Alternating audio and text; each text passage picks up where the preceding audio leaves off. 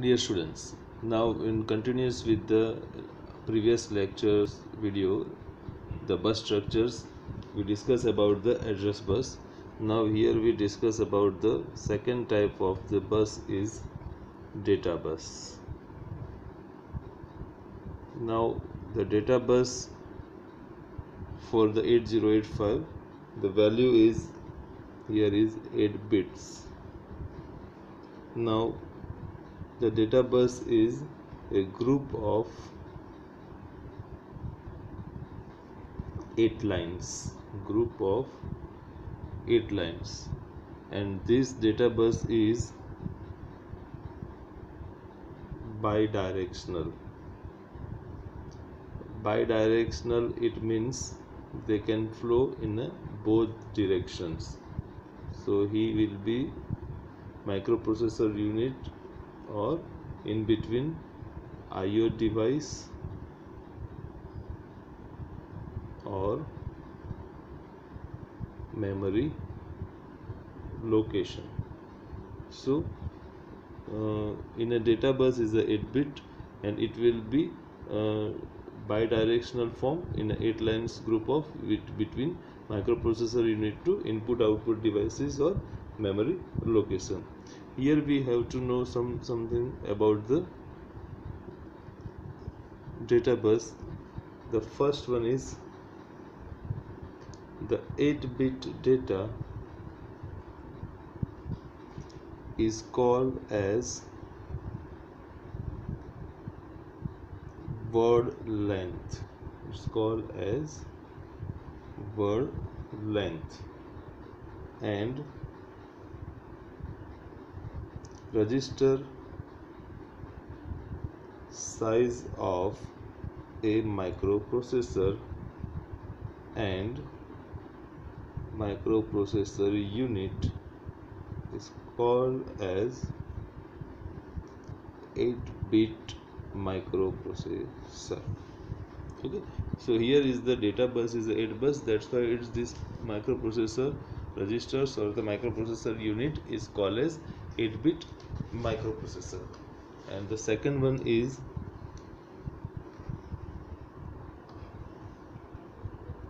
eight data lines.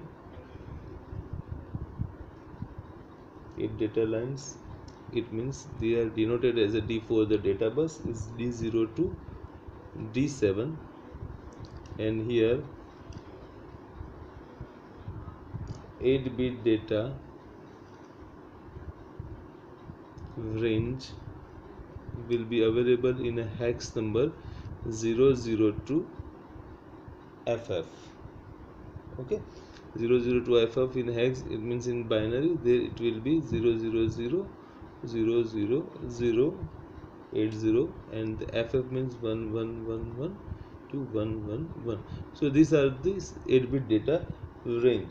So here we want to find the how much the data line is the SS. The maximum data line can be found here is the 2 raised to n. Here n is the number of bits, the 2 raised to 8, it means 256 numbers it can access a data bus line. Okay, so we have here the diagram of data bus with communicate between microprocessor unit 8085 to our peripheral devices and memory unit. So this one is our memory unit, input and output. So here is the D7 and D0. So this address line, this data line, it will be bidirectional. So these are both sides is an arrow to real world. Okay, so here is the memory, it will be this line is called as data bus. it communicated between MPU to memory, it will bidirectional. So like this. And for this input, the output is from the real world, sorry, input is from the real world and output will be shared with the data bus. The same way, input from the data bus and output from the real world. So these are the diagram for the communicate between microprocessor unit to input output devices and memory. So these are the data bus. Now our next is the third one is control bus. Our third one is the control bus.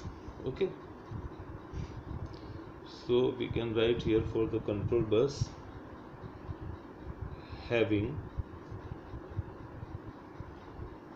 various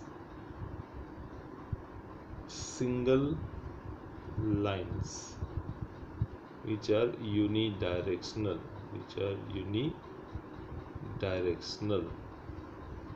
So this various signal line which will be generate the signal, it means microprocessor unit can be sending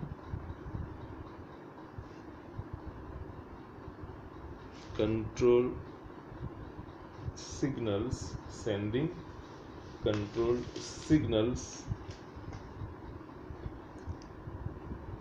in form of pulse. So microprocessor unit can send the control signal in form of pulse and given to pulse and given to memory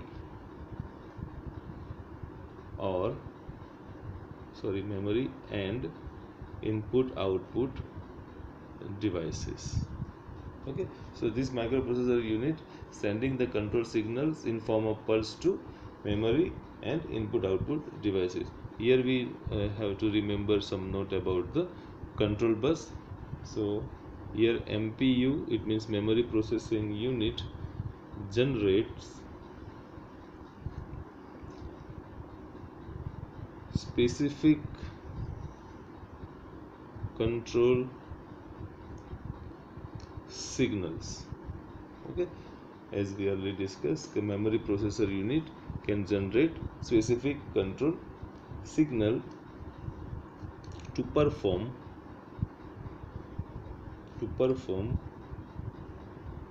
particular operations. For example, which kind of operation can control signals generate by microprocessor unit to control? Operation is memory read, memory write operation, then also input output read and input output write operation, etc. So this can be control signal generated by microprocessor unit. Okay, so these are the control bus and it will be communicate diagram between 8085 microprocessor unit. It deals with the or communicate with between memory, input device and output device. So this way it can be communicate in a unidirectional flow to real world. This is control bus and communicate with this in unidirectional form this way. So these are the diagram for the control bus. Now we can draw the finally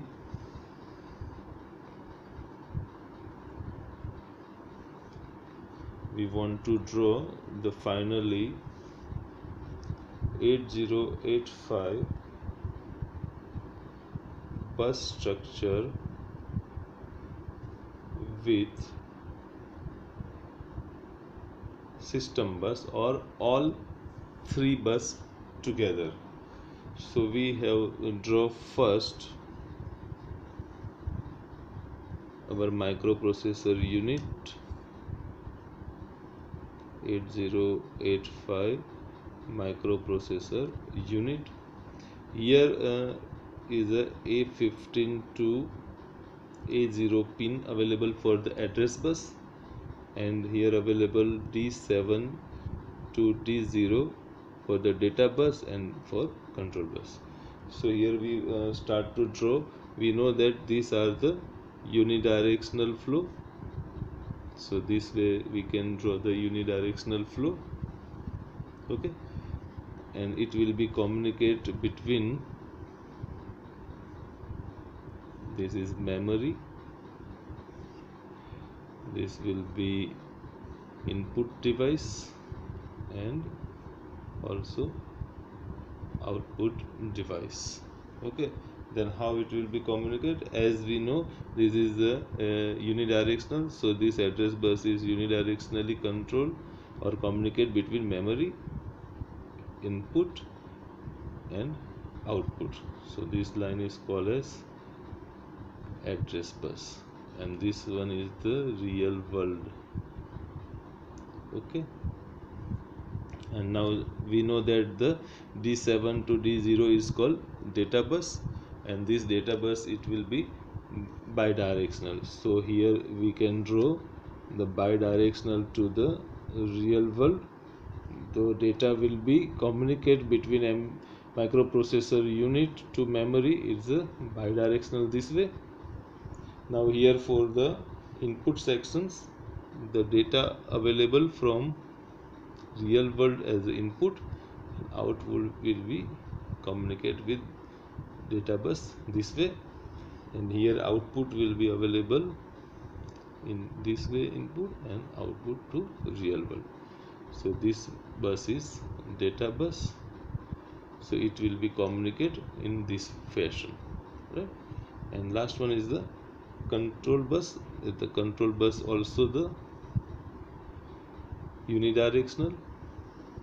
Okay, so unidirectional, and this will be communicate to memory in this fashion, in this data, sorry, this input devices like that, and output devices also like that.